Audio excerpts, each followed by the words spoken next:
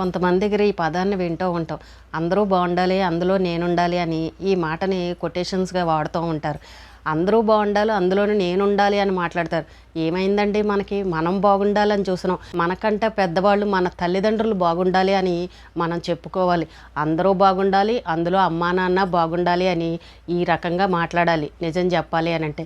ఎందుకంటే వాళ్ళకి వృద్ధాప్యం వచ్చింది, వయోభారం వచ్చింది. మనం ఇప్పుడు శుభ్రంగానే ఉన్నాం, మంచి బట్టలు కట్టుకుంటున్నాం, కాళ్ళు చేతులు బాగున్నాయి, కష్టపడి పని చేసుకుంటున్నాం, ఆరోగ్యంగా ఉన్నాం, అంతా బాగున్నాం. మనకి జన్మనిచ్చిన మన తల్లిదండ్రులు, మనకన్నా వయసులో పెద్దవాళ్ళు, కొంతమంది అనారోగ్యంతో మంచంలో పడ్డవాళ్ళు ఉన్నారు, కొంతమంది వృద్ధాశ్రమాల్లో ఉన్నారు, కొంతమంది పిల్లలు చూడకుండా ఇంట్లోంచి పంపించేసిన వాళ్ళు ఉన్నారు, కొంతమంది పిల్లలు లేక బాధపడే వాళ్ళు ఉన్నారు. అలాంటి వాళ్ళ కోసం వాళ్ళు బాగుండాలని మనం మాట్లాడుకోవాలి. వాళ్ళని పక్కకు తీసేసి అందరూ బాగుండాలి, అందులో నేను ఉండాలని మాట్లాడడం అది ఎంతవరకు కరెక్ట్ అనేది మీరు చెప్పండి. కాళ్ళు చేతులు అన్నీ బాగుండి ఆరోగ్యంగా ఉన్నవాళ్ళు ఇంకా బాగుండాలని మనం అత్యాశగా మాట్లాడుతున్నామే. మరి అమ్మా నాన్న పరిస్థితి ఏంటండి? మనకంటే ముందున్న వాళ్ళ పరిస్థితి ఏంటి? ఎప్పుడైనా సరే మన అమ్మా నాన్న బాగుండాలి అని కోరుకోవాలి. కొంతమంది తల్లిదండ్రులు లేని వాళ్ళు కూడా ఉన్నారు. వాళ్ళు అయ్యో నాకు అమ్మ లేదే, అమ్మ నాన్న లేరే అని బాధపడే వాళ్ళు కూడా ఉన్నారు. నేను ఒక వీడియో చూశాను యూట్యూబ్లో. ఒక పెద్ద ఆయన పాపం, ఆయన ఎన్నో తప్పులు చేశారంట వయసులో ఉన్నప్పుడు. ఆయన ఒక స్కూల్ టీచర్గా పనిచేశారంట. 8, 9, 10 తరగతులకి పిల్లలకి పాఠాలు చెప్పేవారంట. వయసులో ఉండగా అంటే అందరూ తప్పులు చేస్తూనే ఉంటారు. ఇప్పుడు ఆయన పెద్ద వయసు అయిపోయి ముసలాయన అయిపోయాక ఆయన మంచంలో ఉన్నారు పాపం. నడుము నొప్పి అంట. 2 అడుగులు తీసి ఇలా వేసామంటే ఇంకా అసలు అడుగు వేయలేరంట. నడుము అంత విపరీతమైన నొప్పి పుడుతుందంట. ఆయన అడుగు బాత్రూమ్కి వెళ్ళడానికి కూడా చాలా ఇబ్బంది పడతారంట. అలాగే మంచంలో ఉండి వీడియోలు చేసి అప్లోడ్ చేస్తూ ఉన్నారు. ఉండటానికి కుటుంబ సభ్యులు, డబ్బు అన్నీ ఉన్నా కూడా ఇంకా ముసలాడు సంపాదించాడు చాలే, ఉంటే ఉంటాడు పోతే పోతాడు అని అన్నట్టు ఆ రకంగా వదిలేశారు ఆయన.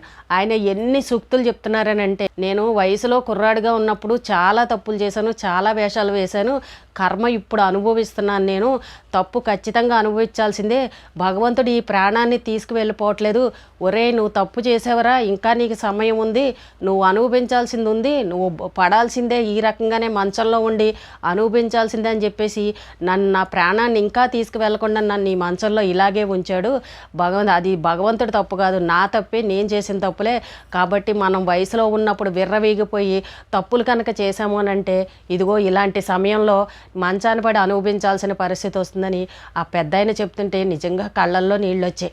ఆయన తప్పుని ఆయన చెప్తున్నారు. ఎవరు ఒప్పుకుంటారండి ఈ రోజుల్లో? నేను తప్పు చేశానని ఎవరైనా ఒప్పుకుంటారా? అస్సలు ఒప్పుకోరు. కానీ ఆయన ఒప్పుకుని మరీ చెప్తున్నారు. ఆయనకి ఇంటి నిండా మనుషులు ఉన్నా పిలిస్తే ఎవరు కూడా వినబడలేనట్టు ఉంటారంట. దగ్గరికి వచ్చి ఒక్క నిమిషం కూడా కూర్చుని మాట్లాడరంట. ఇంట్లోకి ఒక పిల్లి వచ్చిందంట. ఆ పిల్లికి ఆయన దగ్గర ఉన్న బ్రెడ్ ముక్క, బిస్కెట్ ముక్క పెడితే అదే మియో మియో అంట ఆయన దగ్గరికి వచ్చి కూర్చుని అరుస్తూ ఉంటుందంట. నా చుట్టూ ఎంతమంది మనుషులు ఉన్నా నాకు ఈ పిల్లే స్నేహంగా ఉంది, నేను ఈ పిల్లితోనే మాట్లాడుకుంటూ ఉంటాను అని చెప్పేసి ఆయన చెప్తూ ఉన్నారు. ఆయన బాధలు, ఆయన కష్టాలని ఇవన్నీ కూడా ఇండైరెక్ట్గా చెప్తూ ఉన్నారు. ఆయన చేసిన తప్పులే కావచ్చు, ఆయన అనుభవించే బాధలే కావచ్చు, ఆయన ఎంతమంది పిల్లలకి ఎన్ని పాఠాలు చెప్పారో ఇలాంటివన్నీ ఆయన చెప్పుకొచ్చారు. ఆయన చెప్పేదానిలా ఏంటి అని అంటే, వయసులో ఉన్నప్పుడు విర్రవీగిపోయి ఎవరు ఎటువంటి తప్పులు చేయకూడదు, ఒకరిని మోసం చేయకూడదు, అన్యాయం చేయకూడదు, ఎవరిని బాధ పెట్టకూడదు. ఇలాంటివి చేసామంటే కర్మఫలం లాస్ట్ రోజుల్లో, చివరి రోజుల్లో ఇలా అనుభవించాల్సిన పరిస్థితి. అన్నీ ఉన్నా ఎవరూ లేని దిక్కులేని అనాథలాగా మంచంలో పడి ఉండాల్సిన పరిస్థితి. భగవంతుడు తొందరగా తీసుకువెళ్ళడు, అలా చూస్తూనే ఉంటాడు. నీకు ఇంకా సమయం ఉంది, నువ్వు చేసినవి ఇంకా ఉన్నాయి నీ కర్మలు అని ఇలా చెప్తూనే ఉంటాడు, మనల్ని వెంటాడుతూనే ఉంటాడని ఆయన అదొక రకంగా చక్కగా చెప్పారు ఆ పెద్ద ఆయన.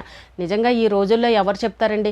అలాంటి వాళ్ళు నిజంగా ఈ కాలం పిల్లలకి బాగా జ్ఞానోదయం అవ్వాలి. వయసులో ఉన్నప్పుడు ఏంటంటే విర్రవీగిపోయి నన్నెవడో అనేవాళ్ళు లేడని అన్నట్టు ఇష్టం వచ్చినట్టు చేస్తూ ఉంటారు. ఆ వయసు వచ్చేసరికి మన పరిస్థితి ఎలా ఉంటుందనేది ఆలోచించరు. తల్లిదండ్రుల్ని ఇష్టం వచ్చినట్టు తిట్టేసి కొట్టేసి ఆస్తుల కోసం నానా తిప్పలు పెడుతున్నారు. మరి రేపు అదే స్థాయికి మనం కూడా వెళ్తాం కదా. కొంచెం ఆలస్యం అవ్వచ్చు, అంతేగాని మన అమ్మ నాన్న ఎక్కడి వరకు వెళ్ళారో ఆ వయసు వరకు మనం కూడా వెళ్తాం కదా. రేపప్పుడు మరి మన పిల్లలు మనల్ని ఏ రకంగా అంటారని ఎవరైనా గుండెల మీద చెయ్యేసుకుని ఆలోచిస్తున్నారా? ఎవ్వరూ ఆలోచించట్లేదు. మనం బాగుండాలని ఇదే ఆలోచించుకుంటారు.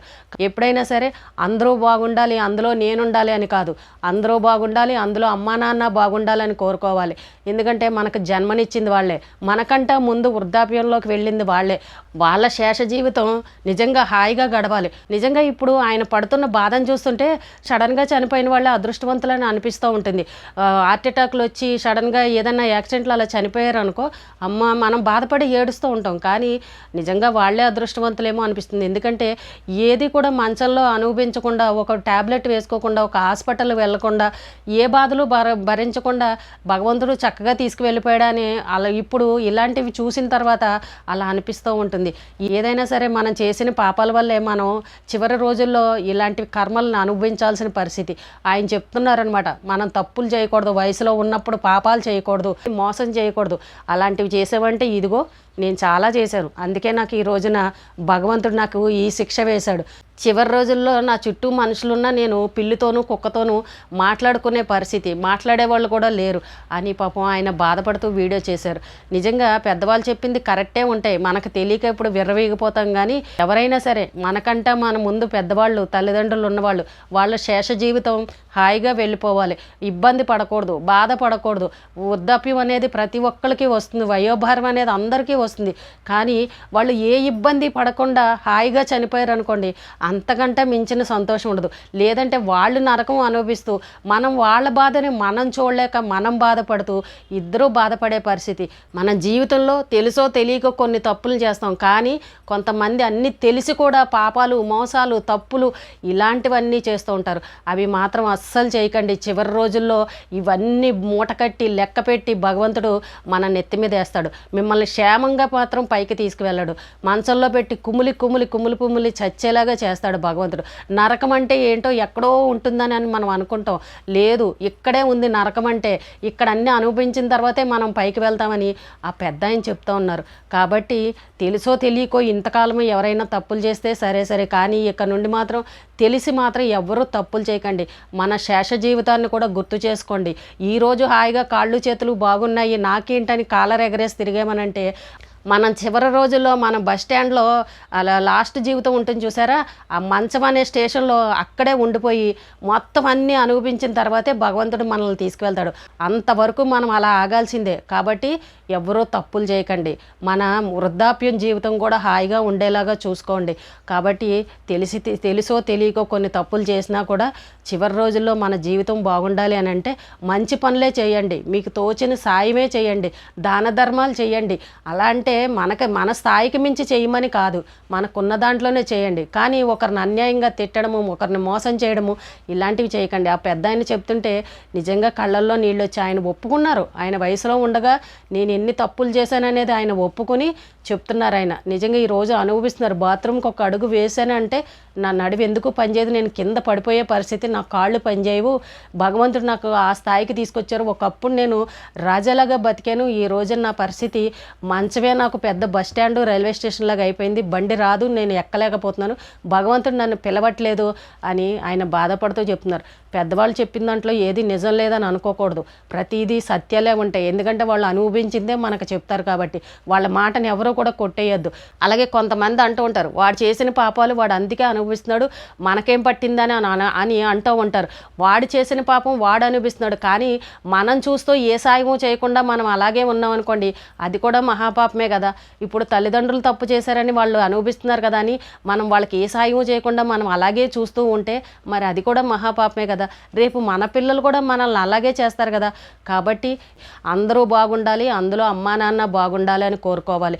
పెద్దవాళ్ళ తర్వాతే మనం. కాబట్టి వాళ్ళ జీవితాలు హాయిగా ఏ బాధలు భరించకుండా సుఖంగా వెళ్ళాలి. కానీ దేవుడి దగ్గరికి ఇలా నరకం అనుభవించి మాత్రం వెళ్ళకూడదు. ఎవరూ తప్పులు చేయకండి. అలాగే అమ్మ నాన్నను కూడా కొంచెం చూసుకుంటూ ఉండండి.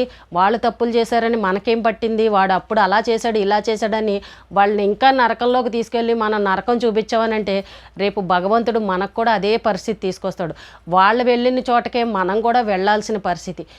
వీటిని అన్నిటినీ గుర్తుపెట్టుకోండి. అందరూ బాగుండాలి, అందులో అమ్మా నాన్న బాగుండాలి. ఈరోజుకి ఇదేనండి. రేపు మళ్ళీ ఒక మంచి విషయంతో మళ్ళీ కలుద్దాం.